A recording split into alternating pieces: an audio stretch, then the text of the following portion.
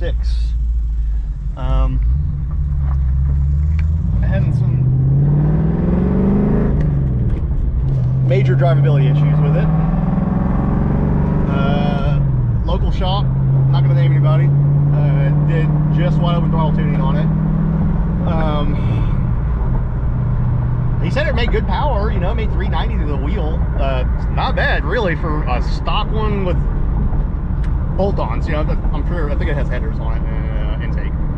So it was giving me some fits right there in his driveway, and I told him, I was like, here, let me just take it to my house real quick. If I need it for longer, you know, I'll have it. He knows where I live and all that stuff, so no big deal.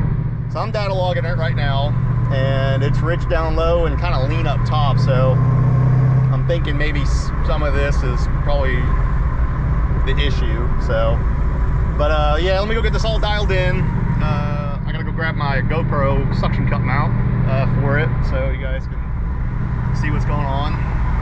I don't know how fast I'm going because none of the gauges work except the fuel gauge. But this was originally a V6 car, so pretty neat swap. But yeah, let me get to the house real quick and start working on the idle on this thing.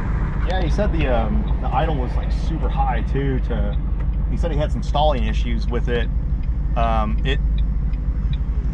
It's stock, so I don't know why there's stalling issues with it, but he had the idle turn up to like 900 RPM, so I turned it down to 750 and it likes it. So I don't know what a stock one is. I think they're 700 or so.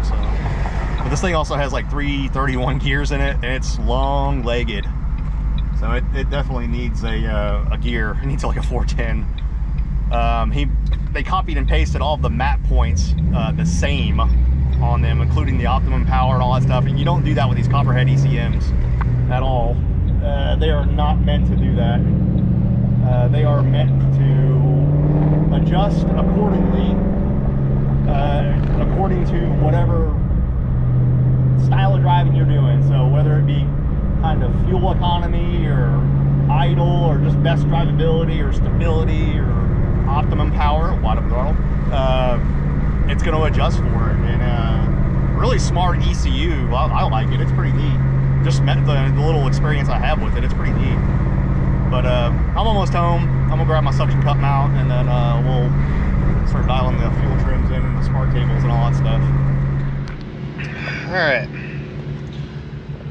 getting those dialed in. I pulled up at my house and I was just messing with some idle stuff, but pretty cool swap, man. I dig it. This thing's quiet too. It's bone stock. I think those are headers. I'm not really sure. They look like manifolds to me. I think they're probably just manifolds. I think they're just bone stock Mustang manifolds. It's a truck bottom end, and I think truck heads with Mustang cams and intake. So pretty cool setup. We'll see if we can get it all dialed in. Excuse the noise. They're trimming trees over there, but I'm pretty confident I can get it all dialed in and running a lot better than what it was. Oh goodness.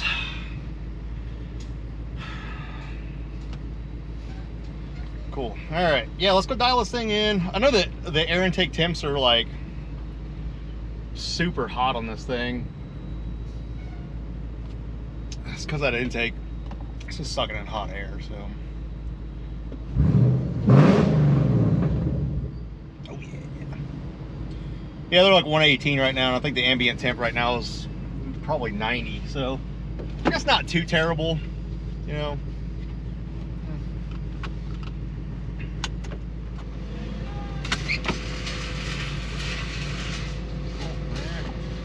Looks like we got the tree chopper out.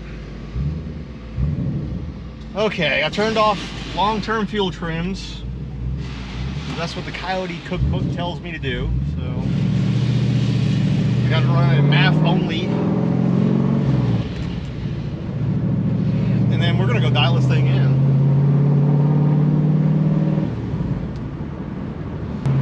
That's it. I think the guy who tuned this before didn't even go drive it on the street or anything. He just threw it on the dyno, did some pulls, and then took it right off. So whatever he wants to do.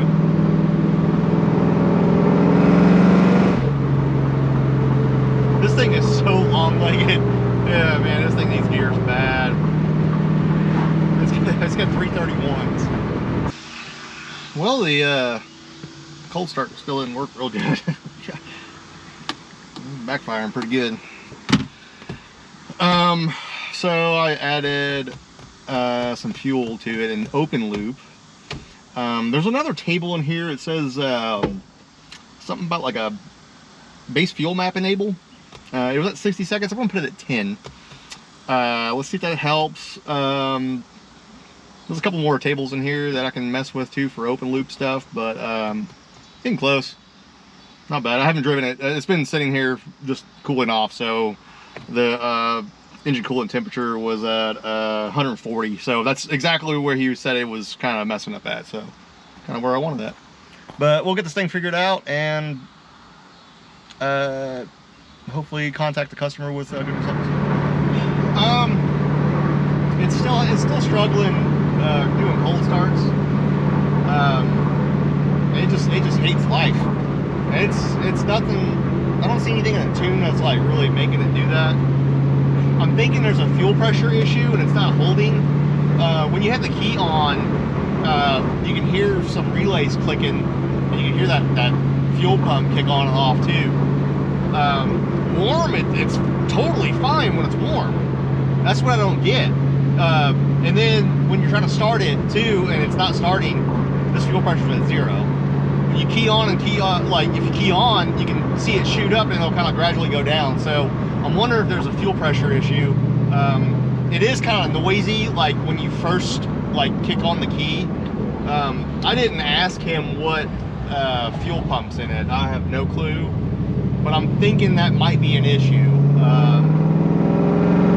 Currently, I'm just driving it around and just kind of dialing in a couple little things that were off, like cam angle and all that stuff. So nothing really crazy. So I'm gonna keep it overnight. I'm gonna let it go stone cold again. I'm gonna go out the next morning and try to fire it up and see what it does. I know it's dark. You guys can probably barely see me, but let me get this fueling at least dialed in. The fuel pressure is great right now. Like driving, it's totally fine. Like I said, I have no clue what's going on with it. Like I said, it might be just the fuel pressure. So I might stick a gauge on it tomorrow, like a manual gauge, and verify, because I know this thing's electric. So just to make sure it's okay. But yeah, let me get this thing finished, dialed in on the fueling and timing and stuff, and then we'll do a cold start tomorrow. Oh, day 2. Let it sit all overnight. That's right. At least I got that one right. It's the evil ones, it's the Decepticons. That's good. So I got to talking with the customer last night, and I was like, man, I think you got a fuel pump problem or like a wiring problem or something. So he did tell me that that's why the back seat is torn apart. I'm gonna have a gander at that real quick before I even remotely try to start messing with the cold start stuff again, because everything is bone stock Mustang GT on the tune. It should just be okay. Like there's nothing I should have to mess with cold start, especially just being an intake only. So I'm gonna have a gander at that real quick, and then we'll get on the road and do a final dial-in on this, and I'll return it to the customer. We'll see if it'll. Okay, that pump. See on here, it's showing like 5 psi. Let me cycle it. I've got 30. I'm gonna go up a little bit more. This might be the whole issue. It's got 30. Let me see if it'll just start.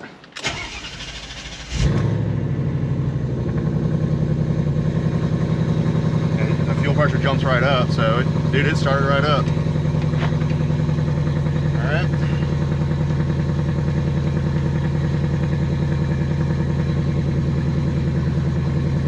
Log going. Let's go to a parking lot so we're not bothering the neighbors with loud cars. I try to be a good neighbor.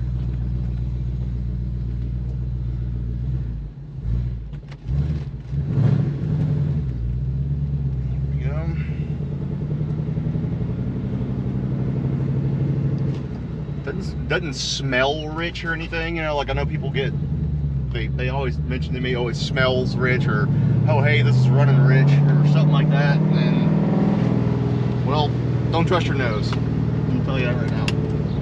So no cats will have a funny smell. Lean will smell weird too. See, like right there, it's showing like it's rich, but I'm gonna leave it alone, because I bet you when it warms up, it gets a little leaner. So it might be just like an enrichment thing for startup. So blood orange brisk. I've been looking for this for a month. I found it last night.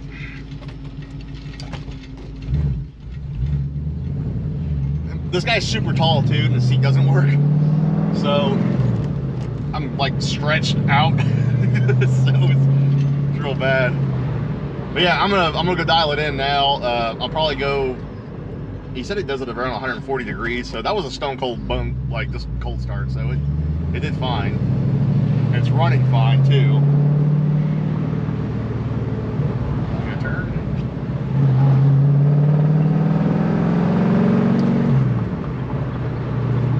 And it's in closed loop too, so it's running good. I did see some like alternator voltage parameters in there, and somebody had flatlined them out to 4.7 or 14.7 volts. I'm not sure if that has anything to do with it or not, because I looked at a stock file and it kind of gradually goes to like 13 something. So I wonder if like voltage has something to do with something. He said it actually had an overcharging problem a while back and he got it fixed. So I wonder if that was actually the overcharging problem. Man, that's a really clean Toyota. Fuel trim still look pretty good there. Like as it's warming up now, it's 140 degrees. Actually, you know what? I'm gonna go pull over in this church parking lot and I'm gonna shut it off for about 30 seconds. And I'm gonna see if it'll restart, because he said it has restarting issues like when it does this. Okay, let's see if it'll start up again. All right, sequence. See, the fuel pressure dropped all the way down to 0. I'm gonna put some, see, it's still at 0.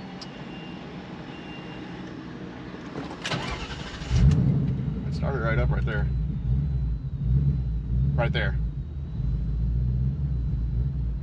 I think he's got a fuel pressure problem. Because it took it a minute to catch up. I mean, you guys can hear that. But it was at, I cycled the key and it was at 0 the whole time. So I wonder if like that regulator's messed up, or like there's a check ball inside those fuel pumps too. Because it's a return system on this thing too. And I know a Coyote is returnless. See, it's idling really odd. I think we're good to go. I'm gonna go drive it for a little while. I'm gonna try to dial in some more of this fuel table up top, and contact the customer again and go trade my truck for, or trade the Mustang for my truck back. Let them borrow my truck.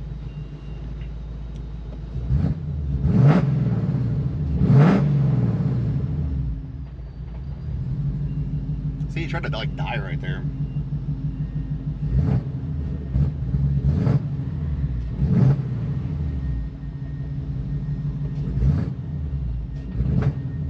It is not running good.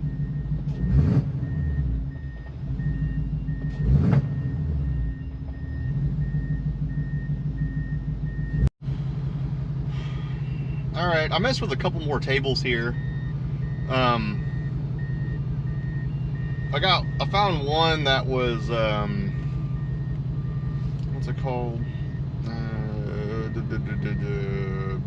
Cold. It's like the cold warm-up table on the open loop side of things. I raised it up a little bit, so what that it's going to do is it's going to use the cold start tables until it reaches a certain temperature. So I raised them to 180 and 170, and seems like it likes it. So and then the cold start stuff, I lowered it quite a bit, so it's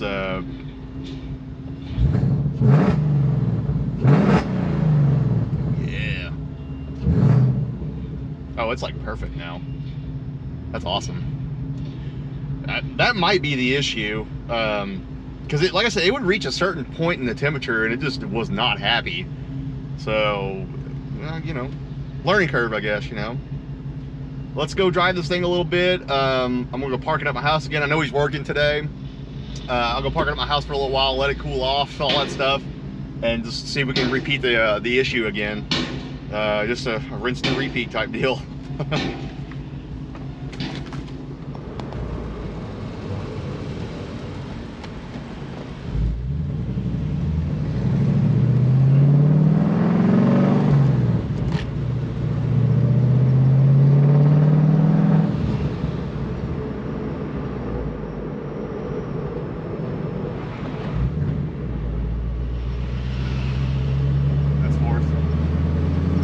Shifter's kind of mushy.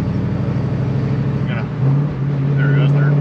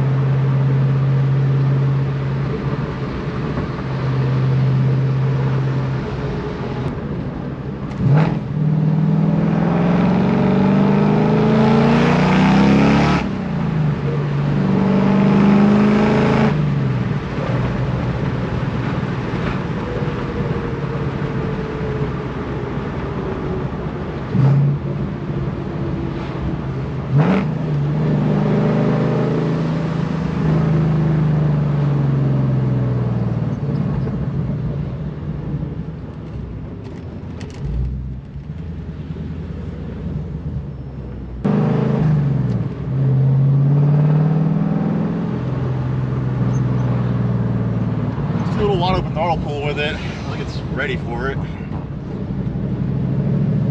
Alright, let's see what kind of RPM we got. About 2400. Second gear.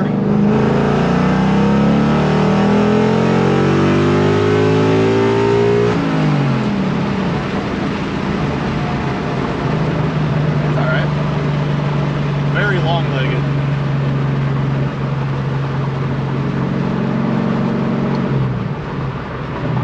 About 7,000 RPM.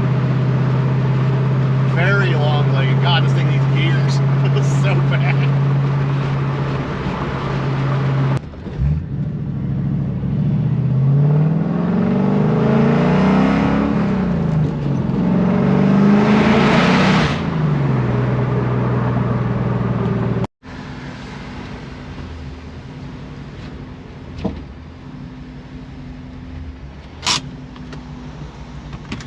Look at this log.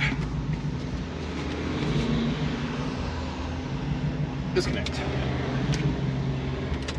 Okay. Let's have a gander. Alright, 12.0 air fuel, 11.9, 11.9, 12.0. Yeah, like 1 degree of knock, and it just immediately went away. So, and you can look at the map points, and it was all in OP. Optimum power on these. Oh yeah, it stayed in OP the entire time, so good deal. Yeah, so 12.0 across the board. And it only had like 1 degree at knock at like 50, like 5,300, so it's probably peak torque. Like it's a high revving sucker. And it, like I said, it immediately went away, so let me see what the timing is right there on that area. Optimum power. Oh yeah, what's the load on it? Air load.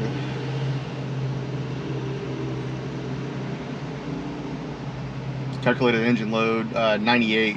So 98% engine load, I guess, is what they would do with that. Yeah, knock retard was like, oh, it actually shows right here. So 1/2 degree. It wasn't even a degree. Yeah, it was just a 1/2 degree. It just registered as a degree on this one. So yeah, like nothing crazy. It actually looks really good. So it had 25 degrees of timing right there, and it ramped up to about 26. So yeah, it's good.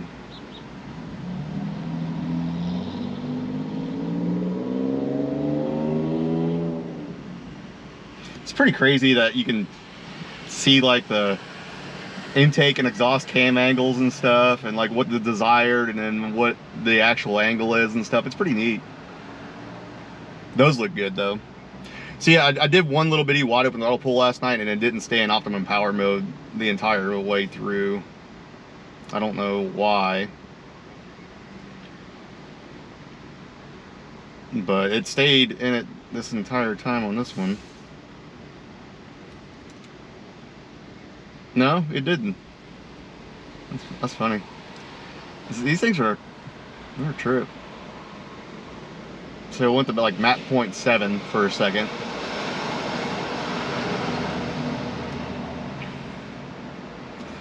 So at like 40, at wide open throttle, at like 4,600 RPM, it started going from map point optimum power, and it started gradually going to number 7. You can see the percentage on it. And so the maximum percentage it went to number 7 was 24%. So it does, the cool thing about these things is it does take certain, I guess, fueling and timing from all those different map points inside the PCM and translates it to the best it can do. It's called like the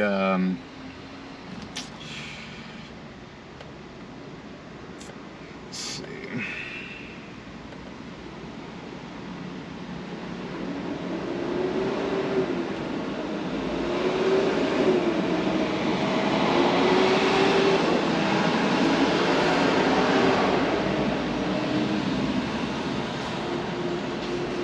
So it's called the High Degree of Freedom Executive, or HDFX.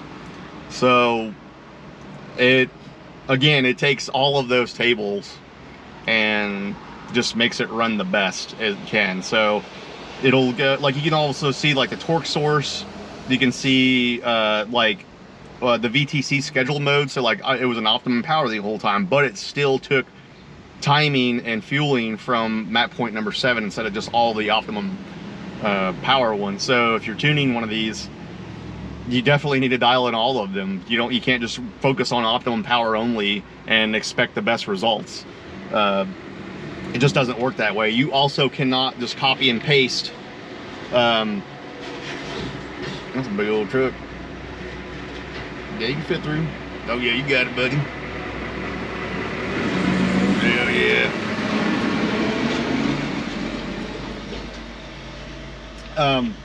You can't just copy and paste them all as the same table too, because you gotta think it's like having 16 cubes stacked. If you copy and paste them all, you're instead of your window being this big for, you know, tuning, your window is gonna be this big. Like it's not the optimum way to tune these at all. You definitely need to dial in all of them. The only thing I haven't touched was torque tables, but I don't think I'm going to, because I'm not above the calculated engine load. And I don't even believe that it goes that high. What does it go to? Yeah, 120. So I'm not even remotely touching that on there, and it's not trying to compensate or anything. So yeah, it's fine. I think somebody's bumped them up anyway, so yeah.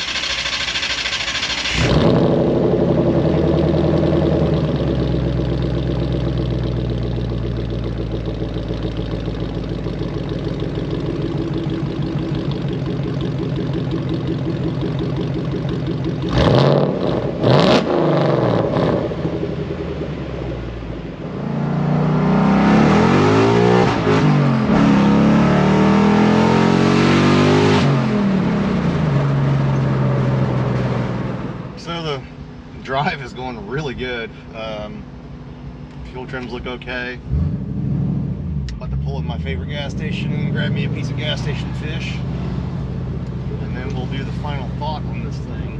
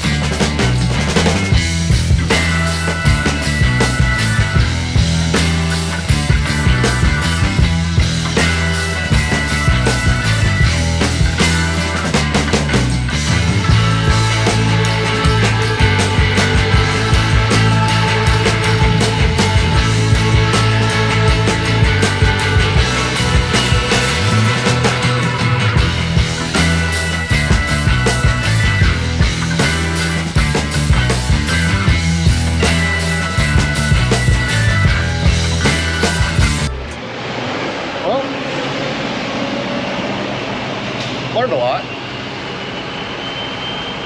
That's for sure. Man, it's busy over here today. It's a gas station fish.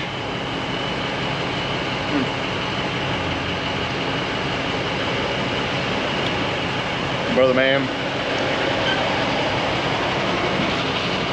you don't know what you're missing. So,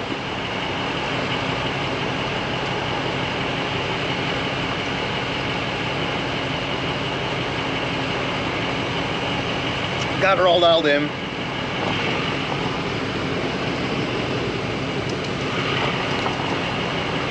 Starts up good. I'm gonna check that cold start one more time. So I'm gonna let it cool down here. I'm gonna head to my house.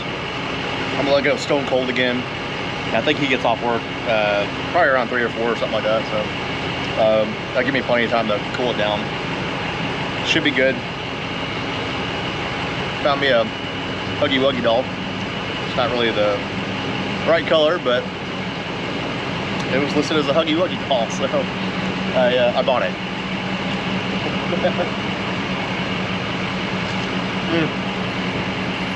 Gas station fish. Anyway, guys, hopefully I can do more of these coyotes. I enjoy doing them, actually. It's different, that's for sure. We're off the map and everything.